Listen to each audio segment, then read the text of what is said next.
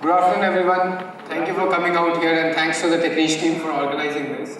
It's a provocative title. Dr. Algorithm will see you now. I'm not the Dr. Algorithm. I'll talk about algorithms and how the medicine of future will be inevitably driven by algorithms. I am not saying that algorithms will be the end all be all, but they will be a very integral role. And I'll show you certain examples from other people's work as well as my own work and things that have already been done. So when we talk about doctors, what is it about? It's basically about health. And what is health? Health is very important, right? So health is happiness. If you have health, then you can do a whole bunch of things. You can spend more time pursuing your passions, or you can spend more time with your loved ones and so forth. So if we all want to be healthy and we want to live to the fullest of our potentials, and that's what the future of medicine and even the medical field entirely has been about. So when we talk about medicine, what do we want the future of the medicine to be? We want it to have a certain few characteristics. For example, we want it to profile us. What does that mean? It should basically target who I am. And who am I? I am what my DNA is. Okay? I am what my protein structure is, and which differs slightly from person to person. And it has a hereditary factor. And also the microbiome that is in my gut. So I have a whole lot of bacteria inside me that are actually helpful and some that are harmful. So that all makes who I am. So the future of medicine should take that into account. It should be able to profile us right at our birth. Okay? Then it should be able to prevent diseases, nip them in the bud. That scary image that you see there is, how many of you have seen Alien movie? So that's the baby alien. So you have to basically nip the alien in the bud before it becomes a giant monster, right? So it should be able to prevent a whole lot of diseases, not just the communicable diseases that we prevent today. It should be able to target the right kind of cell, or the right kind of microbe, or the right kind of biological pathway. So what happens today, especially in cancers and also in other diseases, when we have a malignancy or a lesion, we take drugs, things like chemotherapy. And what they do is, they are basically poison. They not only target the fast-growing cancer cells, but they also target a whole bunch of useful cells. But we want the future of the medicine to be very specific in targeting only things that are harmful. And then it should also be personalized, not just to my biome, genome and proteome, but also to the environment that I live in. There are people who might live in certain environments who may not want to take certain drugs. Or my life stage. The requirement of children is different because of their growth compared to adults and older people. So what is medicine? Medicine has three stages. The first part is measure. So first we have to have a need assessment that there is something wrong with us. Let's say we are not feeling well. So we measure our temperature. And then when we do that measurement, it has to be timely and it has to be informative. And it also has to be comfortable. So comfortable, how many of you know someone who has diabetes? So they have to take their blood glucose level, and for that they have to prick their finger, which is not comfortable, right? So future of medicine will bring measurable things that are more comfortable. For example, Google was working on some contact lens that you can wear, and there are sensors inside the contact lens that from your tears it will assess your blood sugar. Similarly, people have tried to do it using sweat, have not been very successful. But let's say tomorrow if certain other devices come that can measure blood sugar through your sweat, then you can have a wristband and you don't have to prick yourself. Then once you have that, then you want to analyze whatever you have measured, and it has to be accurate, meaningful and actionable. Actionable is the key word. It should lead to certain action, it should tell you what you want to do after that. And then it will lead to intervention, which is basically treatment. And once the intervention is done, you may want to go back to next set of measurements. Right? The focus of this talk will be analyze, which is the middle part. And what is good at analysis? Algorithms. Right? Next. Right? So what are algorithms? Algorithms are basically the logic that goes inside a software. So when you write it in words, when you write it in mathematics, then it is an algorithm. When you code it, then it's software. So what are algorithms good at? They are good at many things. Okay? The first one of this is that they can take large amounts of data and they can sift through it very quickly, which humans cannot. and they can also take a lot of variables into account. Okay, so both large and wide. Okay.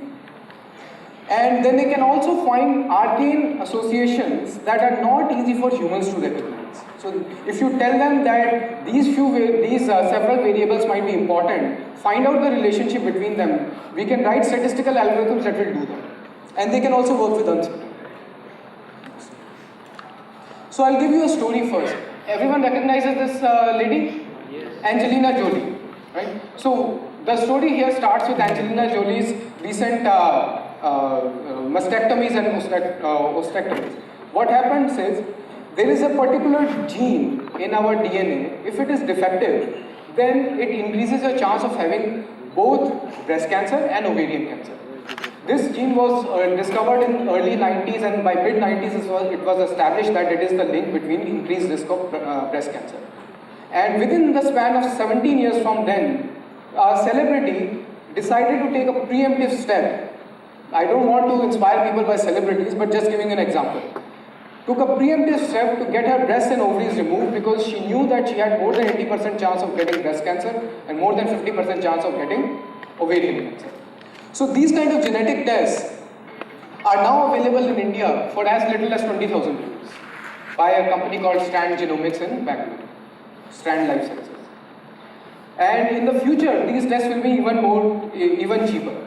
And what this tells us is that we will be able to profile ourselves much faster in the future, with much cheaper, and we will be able to take preventive measures, maybe not as radical as this, maybe something more comfortable that actually detects, actually targets the specific mutations that we want to get rid of, instead of actually removing an entire organ. So what are these genomics and so forth that I talk about? So they are actually now collectively more than just genomics, it's called omics. Omics is just a word to combine all of these. So you have genomics at the top, which is basically DNA sequences. You have like in English we have 26 letters. In our genome we have only 4 letters. But 4 letters combined with another set of 4 letters and so forth, you get a very long chain, about 3.2 billion nucleotides in a human genome. So that is your genome. Then you also have a bunch of proteins that are actually encoded or created by those genome, and that's called proteome. And then you have lipids, and then you have RNA, which is transcriptomes. So all these are being studied, and they are being used to profile people and profile their specific illnesses when they form. But as you can imagine, this is a large amount of data for someone to actually take in a notebook and actually analyze by themselves. So you need algorithms. So the tests that came out that Angelina Jolie took, they were all results of algorithms. So what do these algorithms do? So since these proteins are sequences and these DNAs are also sequences, when you want to find out where the defect is, you want to find, let's say, a normal DNA and a mutated DNA, and you want to align them first so that you can compare. So that is sequence alignment.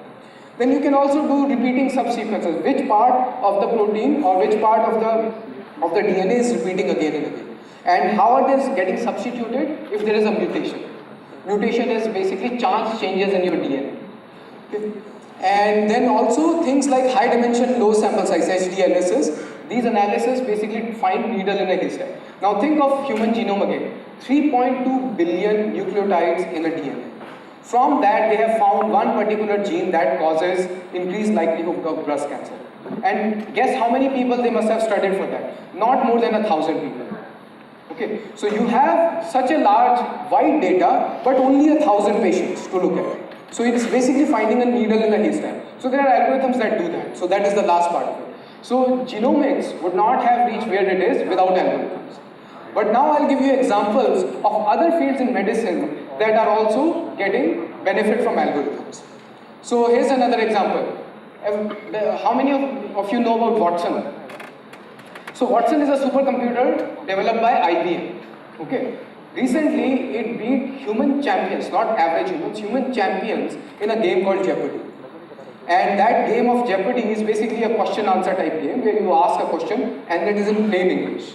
So the computer has to decipher plain English, convert it into some sort of a knowledge representation and find which knowledge to bring to answer that question. And it did that and it beat the humans.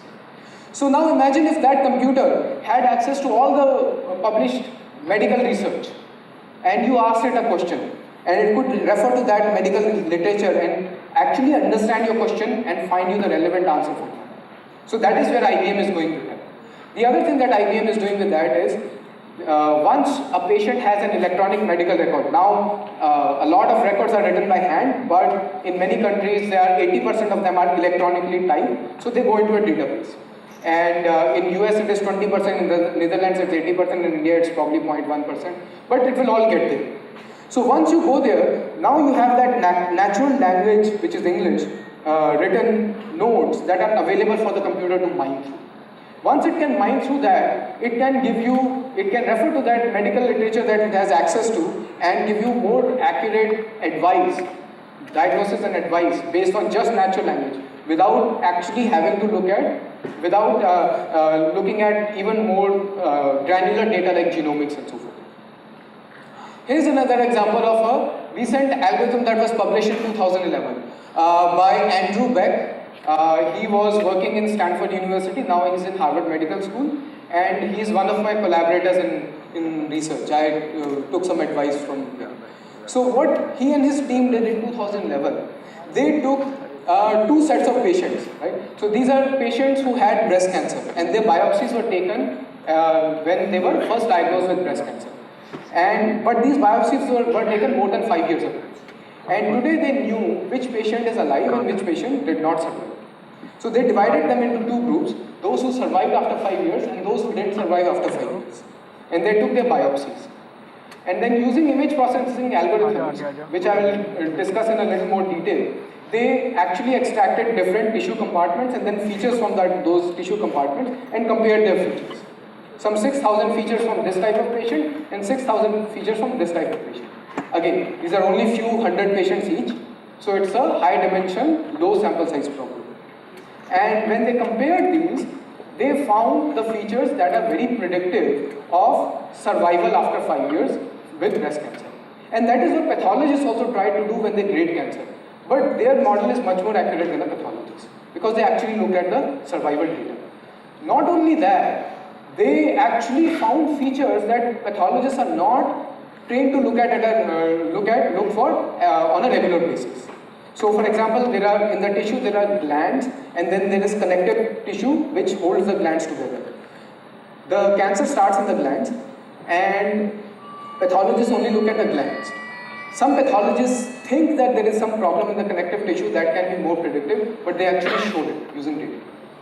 So now they have advanced the science of pathology using algorithms and analysis. So basically we have a whole new way of doing pathology. You have data when the patient comes in, which could be biopsy, and which could be blood serum, which could be like genomic profile. And from that data, when you analyze, the pathologist will give you a diagnosis. What is that diagnosis? Grade of cancer, stage of cancer, and so forth. And what are those grades? Usually they are based on the structure of the tissue. So for example, grade 3 has regular shaped glands, and then grade 4 has more chaotic glands, and so forth. Grade 5 has very chaotic glands. So they only look at the structure of the tissue, and based on that they give you a diagnosis. And that diagnosis is basically meant to tell you that how aggressive the cancer is, should you go for one treatment or another treatment. So then once you are given the treatment, which is the intervention, then there is a survival or remission or recurrence of cancer or mortality, right? So different outcomes. So now you have, so basically either A has happened or B has happened 5 years later. So if you have biopsies from 5 years earlier, today you know what happened to the patient. So on the left you have a fact, on the right you have a fact, but in the middle you have an opinion, which is the pathologist's opinion. Pathologists are doing a great job, but ultimately it's human opinion, and pathologists don't agree with each other. Even the best pathologists sometimes have disagreements. So why not cut that from the middle and take the data that you have from today and the data that you took 5 years ago and learn a statistical model, which is machine learning.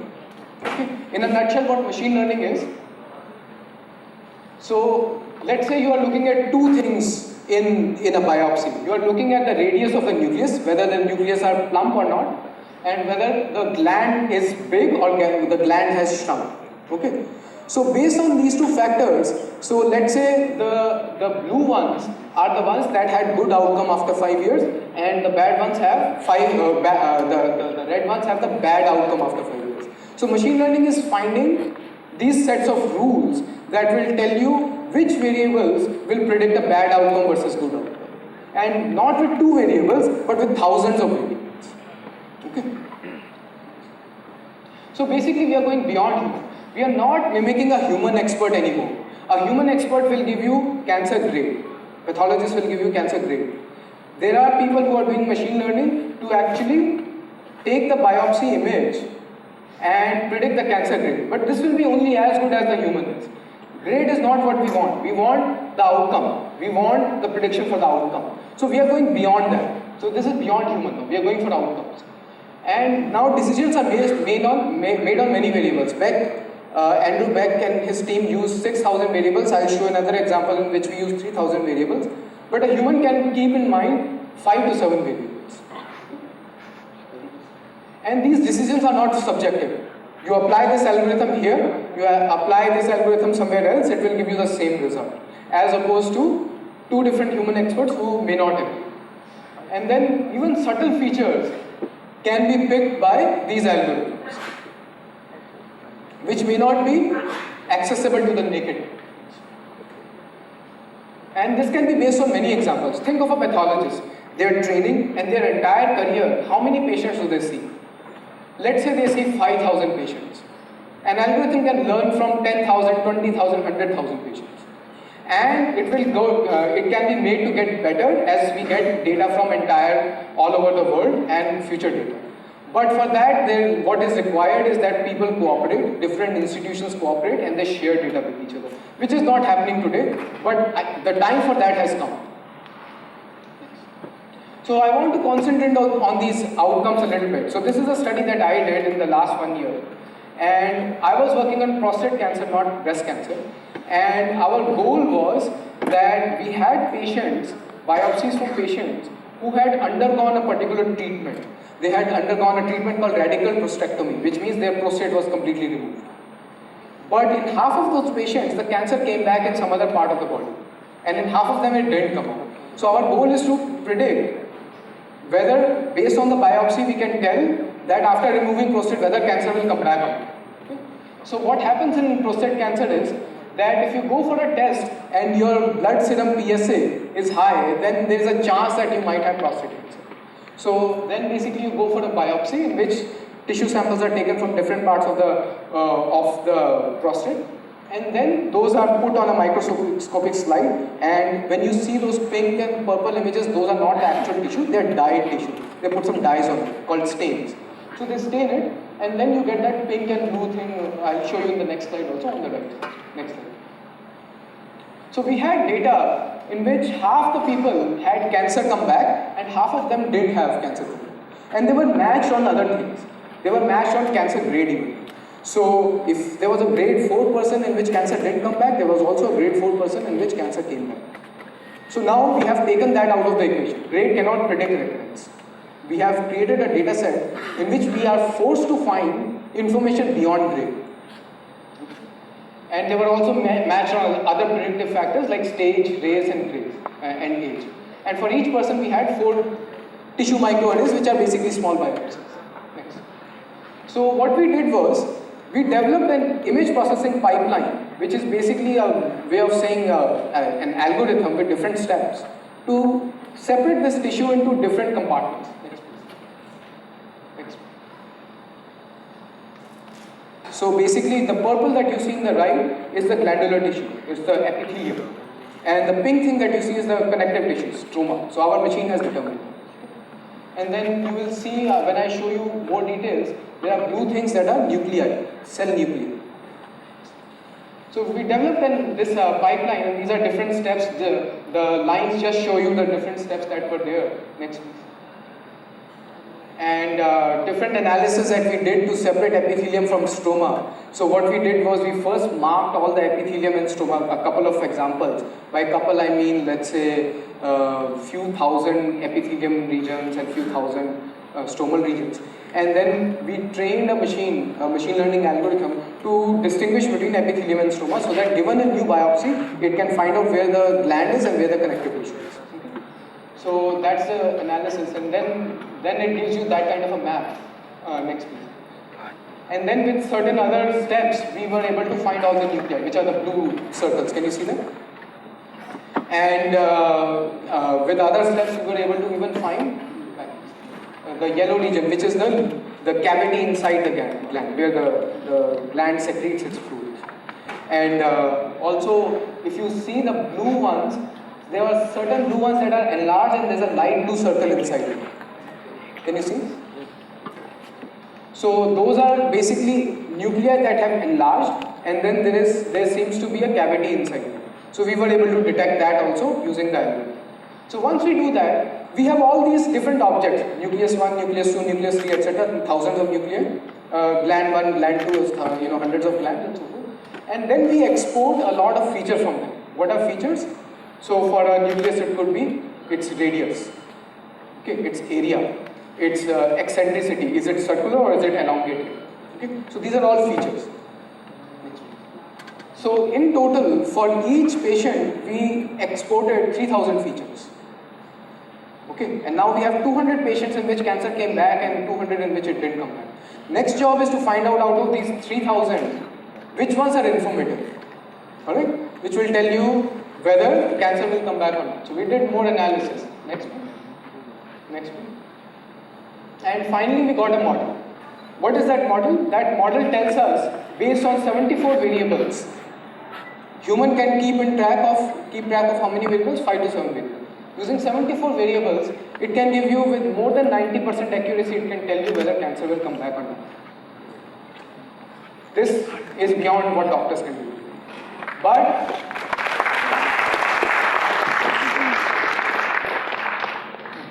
it is based on one data set. For this to be clinically acceptable, it has to be proven on other data sets. Data sets from other labs. If we show similar or slightly less even accuracy, then it will be clinically acceptable. But today, the attitude to even give it a try is not there yet. It will come, but it's not there yet. Another thing we can do is, once we have those 74 variables or 18 variables, we can list them and we can see whether that should go up or down to predict a bad outcome or a good outcome. So for example, should the nucleus be large or small for it to be bad or good? Okay. So let's take one example. So let's say we took that variable, next, and we go back to the biopsies that we have, and we look at the extreme values of that variable. The ones that are on that extreme are those in which it predicted recurrence, that cancer will come back, and the ones that are here tell you that cancer will not come back, not likely to. Now, if you look at the bottom two images and look at the structure of the glands, they are circular and they are a little bit touching, and they are not like elongated. That is hallmark of grade 3 prostate cancer, going towards grade 4. So a pathologist would not have been able to tell the difference between these two at the bottom. That the algorithm can, based on nuclei, because pathologists are not trained to look at the nucleus size. And it's very subtle for them to even assess it. Okay. Next. There are other things that can be done using algorithms. For example, another example from biopsies is, many times when you get biopsies from two different sources, from two different labs, they don't look alike. The dyes have changed color a little bit and so forth, and that can throw the pathologist off. So using an algorithm, we can make one look like the other so that their colors are normalized in some sense. So this is an algorithm that one of my students developed. Next. And these algorithms are not divorced from other parts of research and development that is going on in other fields. For example, this is something called chemical imaging. What is this? When you look at a microscope, you take a piece of tissue, and tissue is translucent when you take it out and cut it very thin. Then you put some dyes on it, the pink and the purple things that you saw, and then you put it in the microscope and you see it. Okay, so that is all using optical wavelengths.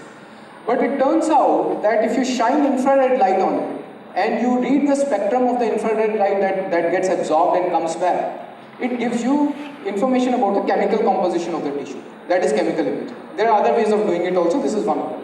So one of our collaborators, Rohit Bhargava, is working in chemical imaging. So they have developed these spectroscopes using either infrared lamps or quantum cascade lasers that shine infrared light on tissue, and then they capture the image. And their resolution is not as good as the microscope that other pathologists have, but they tell you a lot more about the material that you are looking at. Okay, so it tells you, it gives you a lot of different bands. So what you see here is different bands of infrared light in these graphs. So now if you think of a pixel in an image, that pixel in your monitor, computer monitor, has 3 components, red, green and blue. This one has thousands of components, and they are infrared components, they are not red, green or blue. Okay, so it has added another layer of complexity to the image. So you have the image X direction, Y direction, and now you also have the spectral dimension. Okay, so you need new kinds of algorithms to analyze these images. So using these images, you can actually do wonders. You can do things like, for example, you can find there are certain chemical pathways in your tissue that when they get disturbed, they create a disturbance. And that cannot be seen using a microscope. For that, you have to do either genomics or chemical imaging. Now, chemical imaging can tell you disturbances in certain pathways. So it will. So now the genomics gives you a lot more data, but the genomics will not tell you how it is structured, because genomics works in a soup. You take the tissue, you take small parts of it, like a few cells, you make a soup, and then you do genomics of it. It loses the structure. With chemical imaging, you preserve the structure, but you don't have as granular information. So these different things require different algorithms. And then there are people who are working on things like how to replace one kind of a modality with another. So for example, MRI, if you want to get biopsy from inside an organ, it's an invasive procedure, right? You have to go inside and get it. But MRI you can do from outside. Can we find features in MRI that will predict where actually I should do the biopsy? Okay, so that you don't waste time putting needles in places where your disease is not the severest. Right? So they are doing these kind of things. They are taking images from MRI, they are taking images from these, and then their algorithms align the 2 images so that they can find the correlation. So they can replace an inconvenient modality, inconvenient measurement with a convenient measurement. Then in the future, right now when we go to the doctor, it's when we either fall sick or it has been too long since we went to the doctor. In the future, we will have constant monitoring.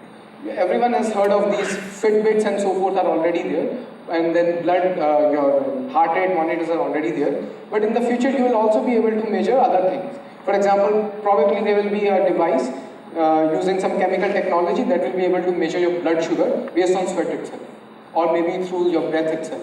The acetone in your breath is a predictor of blood sugar. Okay. So if you have a device that you wear all the time and it constantly measures you, then what you have is, you won't have cross-sectional data. Right now, what cross-section data means, this is time, and all patients, all these lines are patients, let's say, they all go to the doctor at a particular time. So you see the different patients in one particular time instance. You don't see the same patient, and you don't know the baseline of that patient, which may be different from the baseline of another patient. For example, body mass index. Everyone has heard of it? That is different for someone who's the baseline, healthy baseline for a bodybuilder should be different from someone who's a sedentary person, right? But we have only one BMI. In future that will change. It will be very personalized. So in the future you will be able to track a person, and because of that, when you track them, you will also be able to find comorbidities. And the work has already started. What is comorbidity? So based on my pulse rate and the variation of my pulse rate, based on my, let's say, blood sugar level and so forth, can I predict that within the next year I'll have a stroke or not? Okay. If you have all this data for a person, you have measured all these vital signs constantly, and they are in a database. And in that database, you also have more serious problems when they occur. Then you can go back and see 1 year before was a healthy person different from a person who had a stroke. Right? So you can give them early warning to change things, to start medication and so forth. Then you can also start doing things like modeling the entire organs, the cells, and the diseases itself. So Neeraj has worked a little bit on this. He's worked on cancer system biology. Where what you do is you model a cell using mathematical equations, the different chemicals that come in and go out, and then you model cell-to-cell interaction, and then you model the structure of different cells. It requires a lot of computational power. As you can imagine, there are many cells in our body. So to represent that in the computer, you need a very large computer, very large memory and so on. But we are getting there. Okay. So if you go to the next one, there is a team in Stanford that has modeled an entire organism. Not a big organism, it's a bacteria. But it has modeled the entire organism in a computer. So the computer behaves the way the bacteria will behave. Okay? So what does this do for us? So now if you want to do any test for the bacteria, you want to see how it responds to treatment, how it responds to certain carcinogenic factors and so forth, you can do all in the computer. Much faster, much cheaper, and one day we will be able to do it for bigger organisms, entire organs and so forth. So where are we headed? We are headed towards better diagnosis for sure, right? So the algorithms will tell you exactly what problem you have and so forth. And we are also headed towards much better prognosis. What is prognosis? Predicting the future, right? So what is the outcome likely to be? Not just what you have today, but how is it going to evolve? So that is what the Beck team showed, and we showed, and several other researchers have shown. We are headed towards constant monitoring, discovering of new biological phenomena. For example, Beck et al. Showed that connective tissue, there are certain things in connective tissue that are more predictive than the gland tissue. And we are modeling things at a cellular level, organ level, and organism level. So we'll go to a place where we will be able to do all these, a lot of the testing in a computer without actually doing it on an organism. That is called in silico. In silicon. Silicon means computer. Carbon means human or life. So do we still need doctors?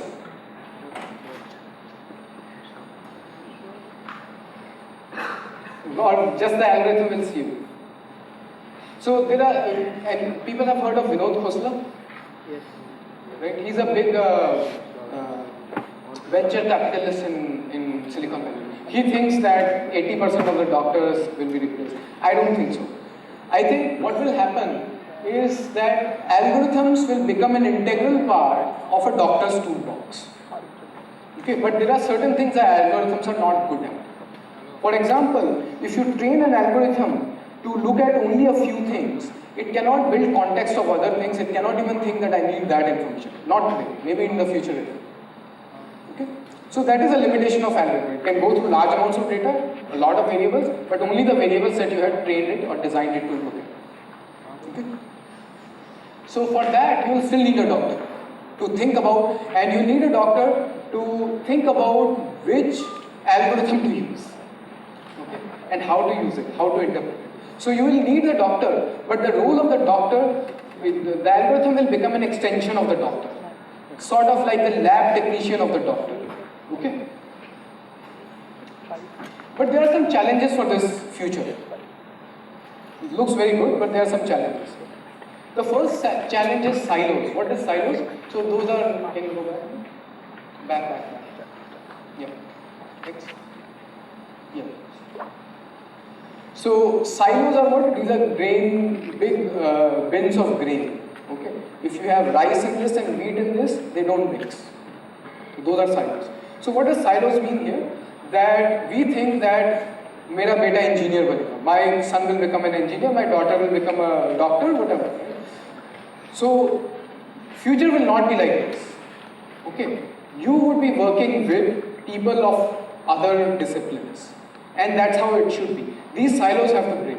We cannot work with silos. If you are in electrical engineering, you should start talking to people in biotech, start talking to people in mechanical, in engineering, physics, and so on. The other major concern for this future to come to fruition is that all this data that is required for algorithms to be designed and trained is not easily accessible. People who actually measure this data, they hold on to it. Okay? For a couple of reasons. One of the reasons is privacy concern. There is a big concern that the patient's privacy will be violated if I share this data. Okay? But if you think about it, we have shared our financial information with banks, and there are mechanisms that allow us to do that in a secure manner.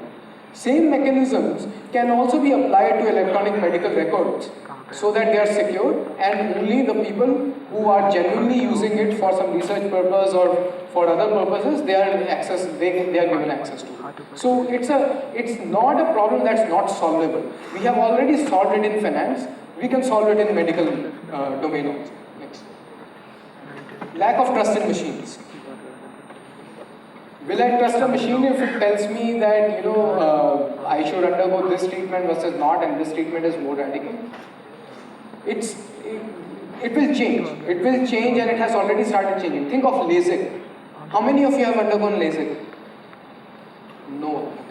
But anyway, LASIK is becoming popular. So what you do is you sit under a robot, and that robot is basically, it's a computer guided laser, and it will burn, like vaporize part of your eye, reshape your lens so that you don't need glasses and contact lenses.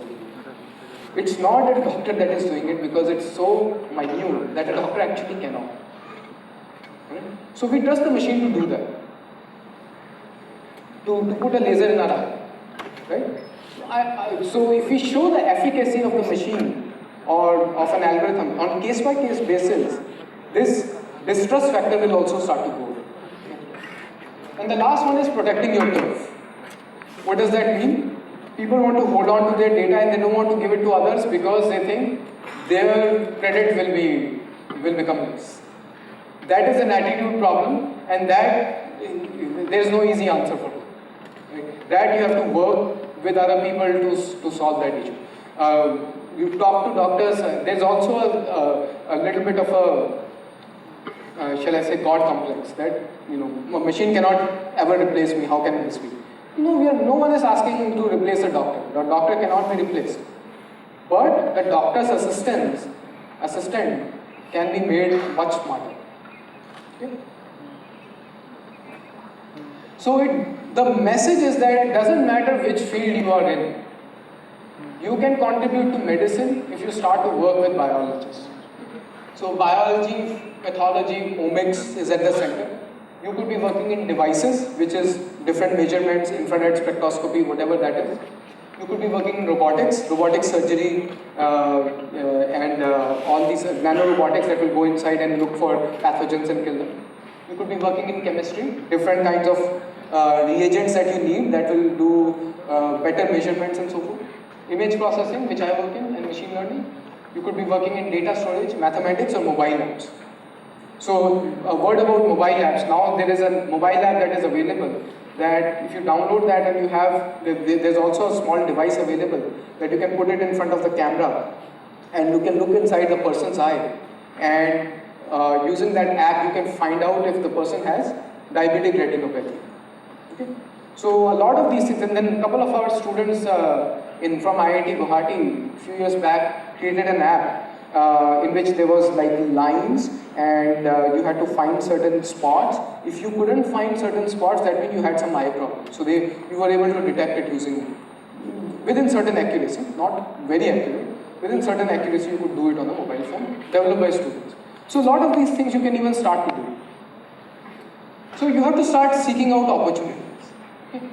As students, what you can do is you can start looking for competitions to take part in which they release public data, they release medical data, and you can start to look at whether you can design an algorithm to solve it. You may not win the competition, but you will learn a lot from it. How I got started in this area was with a student of mine. We took part in a competition in which we had to detect in biopsies mitosis, cell division. So you have all these other nuclei, and can you find the nuclei within those, in that haystack, can you find the leader, which is basically nuclei that are undergoing division. And if there are too many of them, that's a sign of cancer. Then you can also go to sites like Kaggle.com, grandchallenge.org, where they have these competitions coming in, and then there are conferences that have data like this. You can look for internships in outside your comfort zone. Okay, you can go to some medical school and try to work with them and learn their techniques. You can look for collaborations, and you can write project proposals for. There are avenues within India that will fund it, like Department of Biotechnology, Department of Information Technology, and US also has funding for certain foreign collaborators. The National Institute of Health in US has funding. So I'll end with a quote: Sarve bhavantu sukhina, sarve santu nirama. May all be happy, may all be happy. And next, these are my collaborators, my students, and my funding sources: Indo-US Science and Technology Forum, and National Institute of Health funded my collaborator with whom I did this. Thank you.